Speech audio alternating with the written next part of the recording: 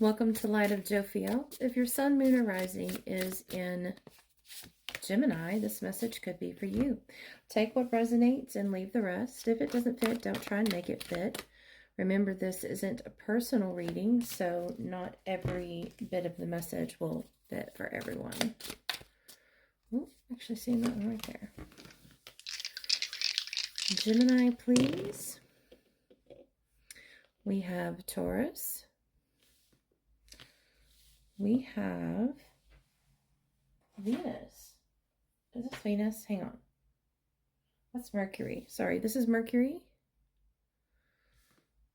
It's the end of the day, guys. My brain has had it a little bit. And then the second house, we have Saturn with boundaries and the number 24. We have the Page of Michael, an exciting new challenge. You have what it takes to succeed. Review contracts or documents very thoroughly. Keywords for Page of Michael: truthful, perceptive, analytical, and blunt. And then you have responsibility. Maturity begins when you can take responsibility for your own actions. Okay. Funny enough, when I was actually shuffling ahead of time for your card, before I shuffle it, I cleanse all the decks, I shuffle them, and with the intention for your reading, they were being a little bit stubborn. And then we got the Taurus here, which can be a little bullheaded, so I just kind of think that's a little bit funny. However, it's even more ironic that we have the second house and Taurus, because Taurus is in the second house. And the second house can be about material possessions, finances, personal values, self-worth, emotions. And then Taurus, like I said, can be a little bit stubborn, but very hardworking, can be materialistic, kind of about your physical environment, so to speak, rather than say materialistic, but loyal, ambitious, and emotionally strong, understanding, trustworthy.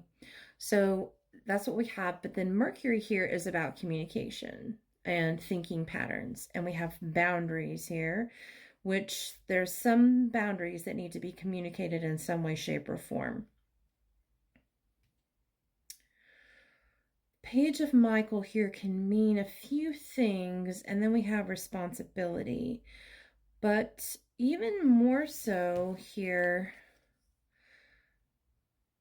there's a relationship in this picture, so this could be relationship related. And maybe it has something to do. This might not be about material possessions. This could be about self-worth, personal values, needing to set some boundaries there with maybe someone that you're in a relationship with, to communicate those boundaries. With Page of Michael here, this is like new. This is new forms of communication that might be happening. So let's take a look at advice and further cards from Spirit to see if we can get a little bit more information here. So information for Gemini, please.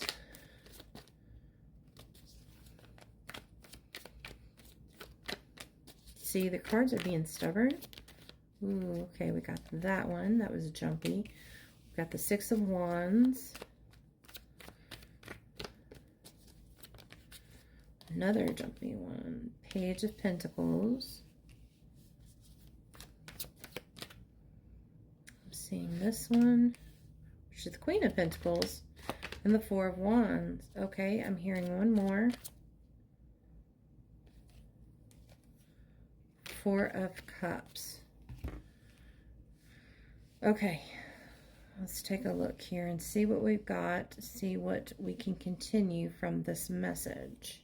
The Six of Wands is a card about leadership, and it could be that there's a call for you to be a leader in this relationship and to start off the communication that's needed to set some boundaries and to just lay out things that need to be said. Not necessarily in a harsh way, but in a loving way, just to let the other person know what your boundaries are. And this could begin a new era in your relationship here with the Page of Pentacles. The Page of Pentacles also, though, on the shadow side can be, you know, a need to learn from your past mistakes. And so maybe this is maybe this is a continual problem in the relationship.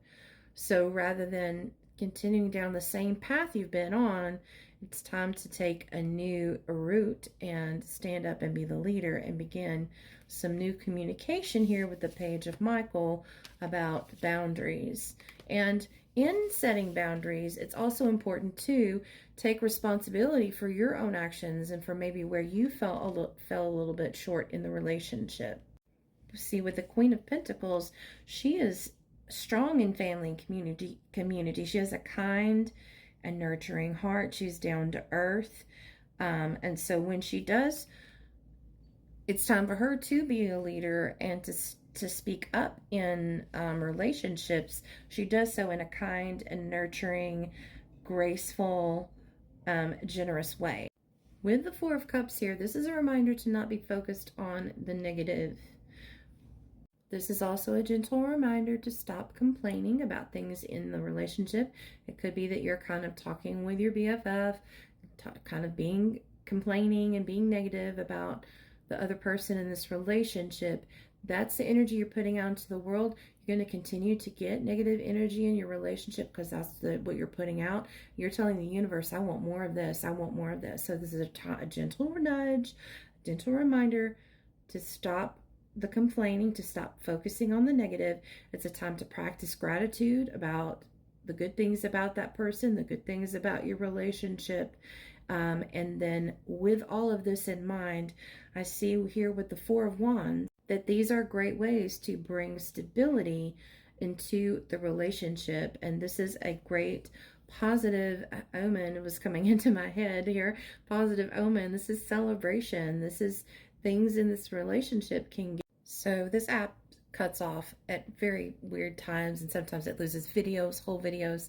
Thankfully that didn't happen, but it did stop recording in the middle of what I was saying, that this is that things can get better here with the Four of Wands. I don't remember what else I said after that because I didn't notice that it stopped while I was talking. But I think we've got the gist here that if you stand up and be the leader in this relationship, set boundaries where you feel like, you know, you need to set boundaries, but at the same time, stand up, take ownership for your shortcomings in this relationship, and do all of this with a kind, nurturing, graceful, generous heart, coming from a heart space, coming from love, not focusing on the negative, not speaking the negative into more existence by talking about it with your friends and always looking at the negative and thinking in your head. You got to stop those patterns that you've got going on in your head, always looking at the negative, and replace those with positive. And because if you continue to go down this route of looking at the negative, I did pull this card later before it cut off, or after it cut off, excuse me, that this is where you're headed. If you continue down this road of always focusing on the negative and not having communication that is going to help improve things, and you're just going to stay in your negative mode over here of always thinking about the negative, focusing on the negative, the Three of Swords is where you're headed. And I don't think that's what you want, because to me, Spirit is encouraging you to not go this route. To me, it seems Spirit is encouraging you to stay in this relationship, work it out, be the leader, and begin this new journey of thinking and communicating better in your relationship. This was the last card I pulled, which is the energy that you should channel at this time. This is new ways of thinking, new ways of communicating. So I'm sorry that it cut off. I don't have control over that, but I hope that this message was helpful. I wish you all the luck in the world with your relationship and your new way of thinking and new way of communicating. And I hope this message was helpful, and I hope to see you in the next one.